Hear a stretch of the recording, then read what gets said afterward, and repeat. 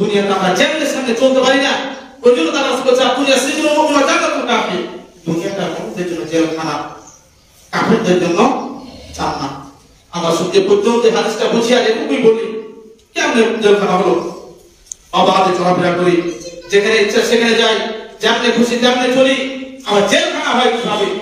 যদি আপনি শরিয়া মানেন, আপনি শরিয়াতের গণ্ডির ভিতরে যদি থাকতে চান, তাহলে নিজের জীবনে একটু বাস্তবায়ন করে দেখেন, আসলে আমরা জেলখানার ভিতরে আছি। যেমন বাংলাদেশের যে কোনো জায়গায় আমরা যেতে পারি, জেলখানার মানুষরা জেলখানার ভিতরে থাকে, কোথাও যেতে পারে না। আমরা যারা বাইরে আছি, আমরা চাইলে সিনেমা আমরা যেতে পারি, নিষেধাজ্ঞা হলো ভাই। দুনিয়াতে মুমিনদের জন্য জেলখানা বুঝে আসছে। মনে করেন এখানে একটা স্কুল আছে, ওখানে হয়তো নাট্যমঞ্চ হচ্ছে অথবা আলকা যাত্রা হচ্ছে, ওখানে আমরা যেতে পারি।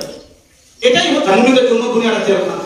আমি চাইলেও যেতে পারি না, চাইলে বিপদ করতে পারি না, চাইলে চকলখড়ি করতে পারি না, সুদ ভক্ষণ করতে পারি না, ঘুষ ভক্ষণ করতে পারি না, অন্যায় অবিচার জুলুম নির্যাতন কিছুই করতে পারি না, চাইলেই পারি না।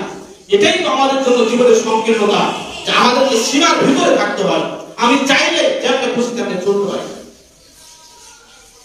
সম্মানিত উপস্থিতি, আল্লাহ পাক রব্বুল আলামিন আমাদের সকলকে বুঝার ক্ষমতা তৌফিক দান করেন।